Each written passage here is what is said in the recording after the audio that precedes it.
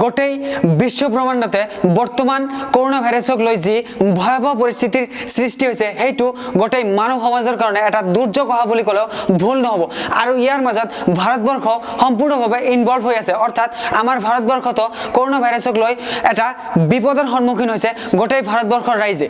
অৰ্থাৎ আমাৰ ভাৰতবৰ্ষতো ক্ৰমান্বয়ে কৰোনা ভাইৰাছত আক্ৰান্ত হোৱা মানুহৰ সংখ্যা দ্ৰুতগতিত বৃদ্ধি পাবলৈ ধৰিছে অৰ্থাৎ ভাৰতবৰ্ষৰ আটাইতকৈ বেছি কৰোনা ভাইৰাছত আক্ৰান্ত হোৱা ৰাজ্যসমূহ হ'ল মহাৰাষ্ট্ৰ দিল্লী কেৰালা তেলেংগানা এইবোৰ দেশত কৰোনা ভাইৰাছত আক্ৰান্ত হোৱা মানুহৰ সংখ্যা অধিক পৰিমাণে বৃদ্ধি পোৱা দেখা গৈছে আৰু ইয়াৰ ভিতৰত আটাইতকৈ বেছি মহাৰাষ্ট্ৰত দেখা গৈছে কিন্তু যোৱা দুদিন ধৰি দিল্লীৰ কাৰণে এটা ভাল খবৰ যে দিল্লীত তুলনামূলকভাৱে কৰোনা ভাইৰাছত আক্ৰান্ত হোৱা মানুহৰ সংখ্যা ক্ৰমান্বয়ে হ্ৰাস পাবলৈ আৰম্ভ কৰিছে কিন্তু ভাৰতবৰ্ষৰ আন ৰাজ্যৰ তুলনাত আমাৰ অসমত কৰোনা ভাইৰাছত আক্ৰান্ত হোৱা মানুহৰ সংখ্যা বহুত কম কিন্তু দেখা গৈছে যে আমাৰ অসমত দিনক দিনে কৰোনা ভাইৰাছত আক্ৰান্ত হোৱা মানুহৰ সংখ্যা বৃদ্ধি পাবলৈ আৰম্ভ কৰিছে অৰ্থাৎ যোৱাকালিও মৰিগাঁও ডিষ্ট্ৰিক্টত দুজন মানুহ কৰোনা পজিটিভ পোৱা দেখা গৈছে কিন্তু আমাৰ অসমৰ কাৰণে ভাল খবৰো আছে যে আমাৰ অসমত কৰোনা ভাইৰাছত আক্ৰান্ত হোৱা মানুহৰ ভিতৰত এতিয়ালৈকে 9 জন মানুহ কৰোনা ভাইৰাছৰ পৰা সম্পূৰ্ণভাৱে মুক্ত হৈ যোৱা দেখা গৈছে এতিয়া প্ৰশ্ন হ'ল যে আমাৰ অসমত 20 এপ্ৰিলৰ পিছত কিছু পৰিমাণে শিথিল কৰি দিয়া হ'ব নেকি হয় আমাৰ অসমৰ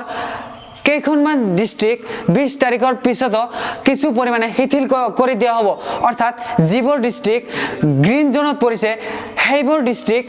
20 এপ্ৰিলৰ পিছত কিছু পৰিমাণে শিথিল কৰি দিয়া হ'ব আৰু যিবোৰ ডিস্ট্ৰিক্ট ৰেড জোনত পৰিছে সেইবোৰ ডিস্ট্ৰিক্ট 3 মেলৈকে সম্পূৰ্ণভাৱে লকডাউন হৈ থাকিব আৰু অসমৰ টোটেল 5টা ডিস্ট্ৰিক্ট ৰেড জোনত পৰিছে গোৱালপাৰা ধুবুৰী নলবাৰী মৰিগাঁও আৰু গোলাঘাট অৰ্থাৎ এই 5খন ডিস্ট্ৰিক্ট 3 মেলৈকে সম্পূৰ্ণভাৱে লকডাউন থকাৰ সম্ভাৱনা আছে অসমৰ গ্ৰীণ জোনত থকা ডিস্ট্ৰিক্টসমূহ 20 এপ্ৰিলৰ পিছত যদিও কিছু শিথিল কৰি দিয়া হ'ব কিন্তু ইয়াত বিশেষ কেইটামান গাইডলাইন থাকিব আৰু সেই গাইডলাইন কেইটা হ'ল স্কুল কলেজ সম্পূৰ্ণভাৱে বন্ধ থাকিব ইয়াৰ উপৰিও cinema hall shopping mall gym beauty parlour এই সমূহ সম্পূৰ্ণভাৱে আগৰ নিচিনাকৈ বন্ধ ৰাখি দিয়া হ'ব হে মোৰ অসমৰ ৰাইজলৈ এটাই বিনম্ৰভাৱে অনুৰোধ যে আমি সকলোৱে এই কেইটা দিন অৰ্থাৎ 20 এপ্ৰিল পৰ্যন্ত সম্পূৰ্ণভাৱে নিজক গৃহবন্দী কৰি ৰাখো আৰু জন সমাগমৰ পৰা সম্পূৰ্ণভাৱে বিৰত ৰাখো অৰ্থাৎ এই কেইটা দিনত যাতে কোনো পথে আমাৰ অসমৰ